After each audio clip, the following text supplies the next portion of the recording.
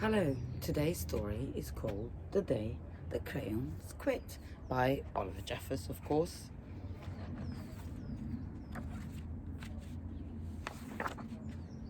One day in class, Duncan went to take out his crayons and found a stack of letters with his name on them. So it says, to Duncan. Interesting, you don't usually find letters. First letter is from the red crayon. And it goes like this. Hey Duncan, it's me, Red Crayon. We need to talk. You make me work harder than any of your other crayons. All year long I wear myself out colouring fire engines, apples, strawberries and everything else that is red. Could you think about other things that are red? I even work on holidays. I have to colour all the Santas at Christmas and all the hearts at Valentine's Day. I need a rest, your overworked friend, Red Crayon. So there's the red crayon looking very, very tired. Dear Duncan, all right, listen. I love that I'm your favorite crayon for grapes, dragons and wizard's hat, but it makes me crazy that so much of my gorgeous color goes outside the lines. If you don't start coloring inside the lines soon, I'm going to completely lose it. Your very neat friend, Purple Crayon. So there's the letter from Purple Crayon, and there is the Duncan's very neat friend, Purple Crayon.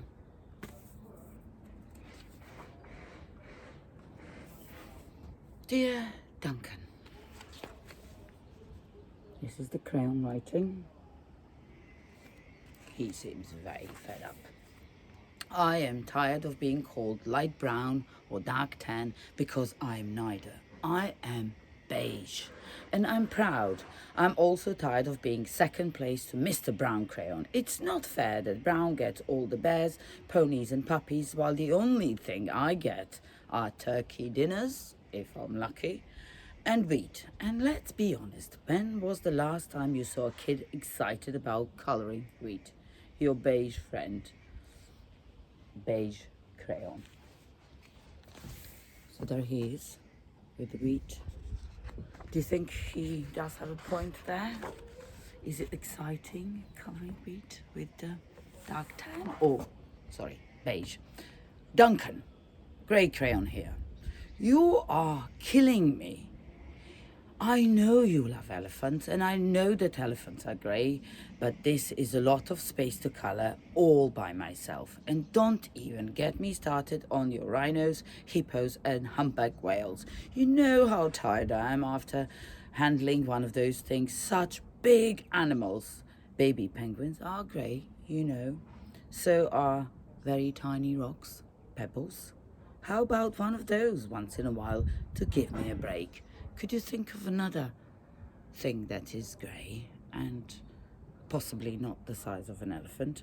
Your very tired friend, Grey Crayon. So there's the letter, and there is the grey crayon there with the penguin. And of course, there is a big elephant that he had to colour all by himself.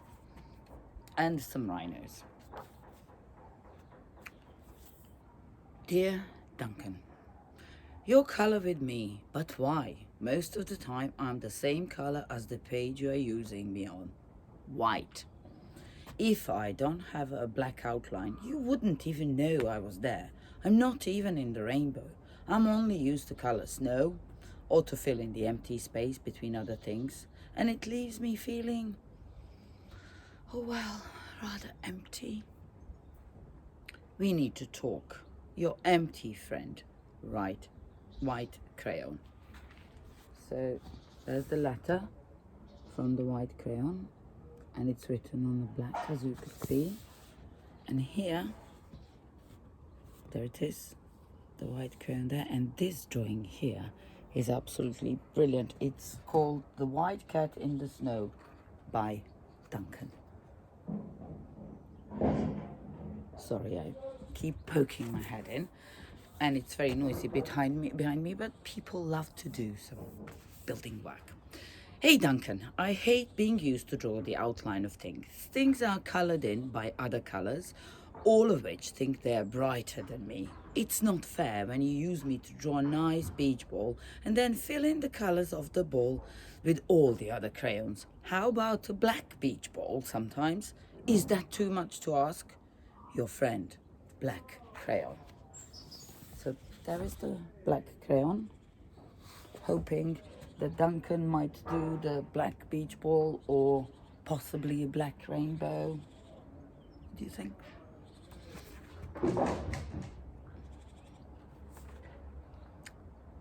Dear Duncan,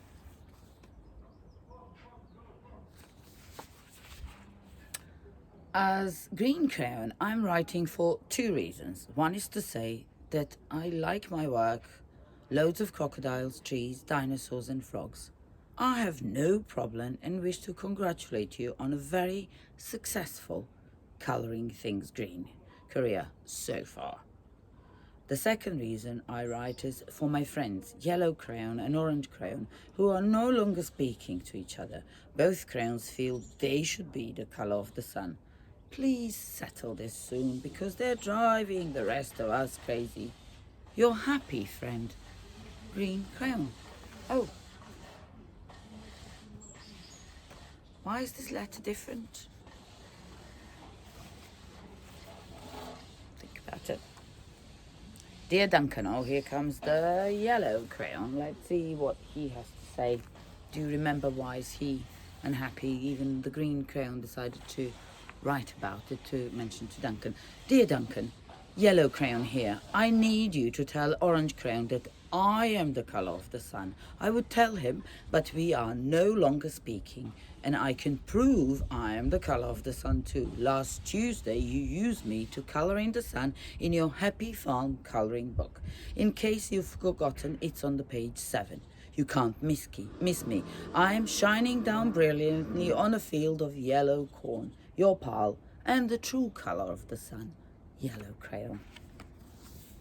So there's the picture, which Yellow Crayon is using as evidence to prove that he is the true colour of the sun. Let's hear what the Orange Crayon has to say about all this. Dear Duncan, I see Yellow Crayon already talked to you about that big whiner. Anyway, could you please tell Mr. Telltale that he is not the colour of the sun? I would, but we're no longer speaking. We both know I am clearly the colour of the sun, because on Thursday you used me to colour the sun on both the Monkey Island and Meet the Zookeeper pages in your Day at the Zoo colouring book. Orange, you glad I'm here, huh? Your pal and the real colour of the sun, Orange Crayon. There we are.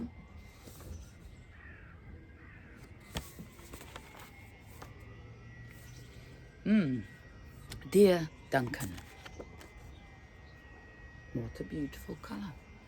Crayon is writing to Duncan. Let's see what's his problem. Dear Duncan, it has been great being your favourite colour this past year, and the year before, and the year before that. I have really enjoyed all those oceans, lakes, rivers, raindrops, rain clouds, and clear skies. But the bad news is that I am so short and stubby, I can't even see over the railing in the crayon box anymore. I need a break. Your very stubby friend, Blue Crayon. So look at the page and see if you could see the very stubby, very tired, overused Blue Crayon. Duncan, okay, listen, kid. You have not used me once in the past year. Oh, which colour could that be, do you think? It's because you think I'm a girl's colour, isn't it? Speaking of which, please tell your little sister I said thank you for using me to colour in her Pretty Princess colouring book. I think she did a fabulous job of staying inside the lines. Now, back to us. Could you please use me sometimes to colour the occasional pink dinosaur or monster or cowboy, goodness knows they could use a splash of color. Your unused friend, pink crayon. So there's the letter on the pink crayon. And this is the page where pink crayon is suggesting that not only princesses but maybe dragons and cowboys could be pink. What else could be pink? Ooh, I don't know about this page. There is the little crayon peeking out of the box.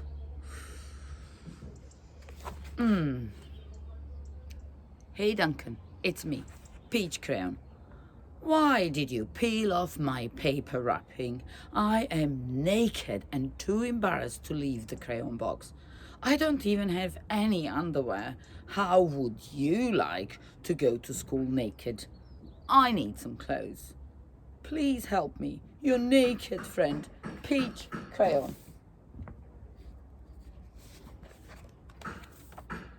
He is very, very embarrassed. Well, poor Duncan just wanted to color, and of course he wanted his crayons to be happy, and that gave him an idea.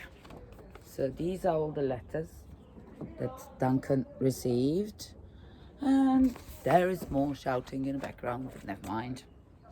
So Duncan had an idea. When Duncan showed his teacher his new picture, she gave him a good work sticker for coloring. And this is the picture that Duncan did. And I'm going to go very slowly so you could have a closer look at all the colors that Duncan used and see what is different.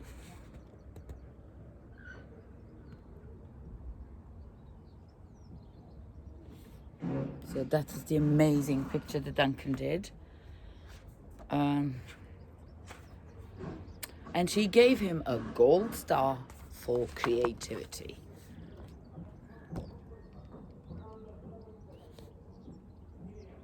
Okay, so that would be the day when crayons quit.